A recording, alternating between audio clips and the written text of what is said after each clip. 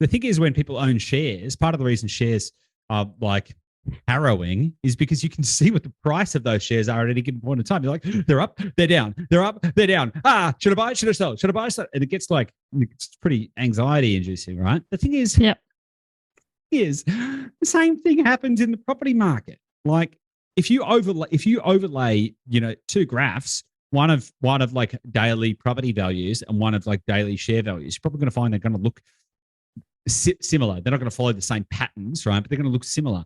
The thing is that most people just don't have a measurement tool to be able to visually represent what that looks like for their individual asset at any given point in time, right? So they assume, right, because they'll usually get an assessment point or a reference point on the value at two very disparate points, right, apart. Could be 1 month, 3 months, 6 months, 12 months. And that usually happens when you're like, hey, I wonder what the value of my house is today. And I'll go speak to a real estate agent, which kind of can work. Or you'll go get speak to your mortgage broker and they'll order a bank val or something like that. But the thing is, the time separation between the moment that you bought it or the last time that you checked, and that point could be months, right? If you only check your shares every 6 months, what do you think the likelihood is that the value would be higher than your last time you checked it?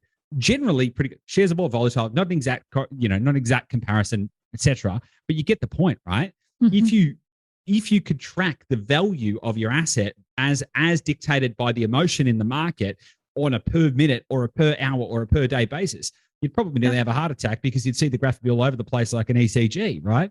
And that's just how all markets work, right? That is just a fact. And the thing is, that's because value and price are two different things, right? So price is dictated by emotion, right? And you see this all the time. It's dictated by consumer sentiment. How much will people pay? They'll pay however much they think is a good thing at the time based on how they feel, right?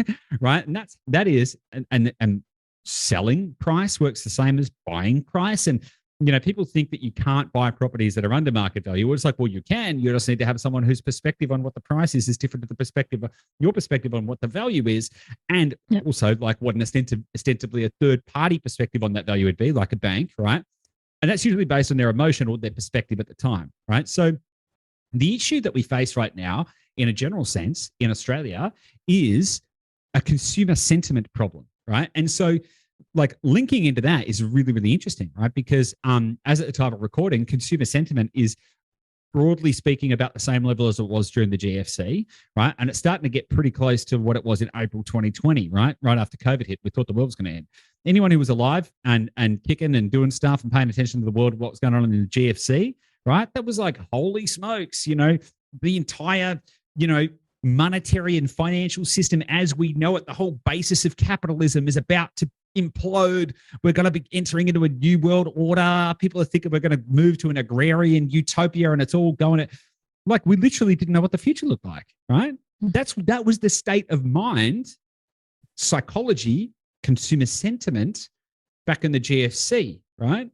And it's almost the same level of confusion, doubt, and uncertainty as it is today. But the facts don't support it. At least during the GFC, there was like some like legitimate stuff going on, right? There's some legitimate actual problems.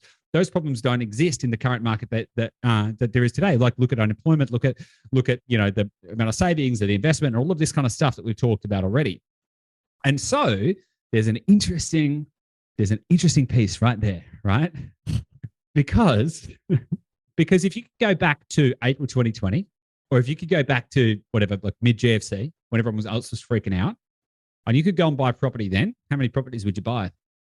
You'd probably buy a ton of them, right? And part of the reason for that is because you would be going against the consensus thinking, because you would be able to see the opportunity that other people can't see, right? And so what I want to do, what I'm trying to do is I'm trying to like peel back the curtain, give people a torch and go, hey guys, take a look, because it isn't what you think it is, right?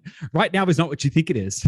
And if you are able to think against the consensus thinking, you are going to be able to radically advance, asymmetrically advance when other people are contracting, right?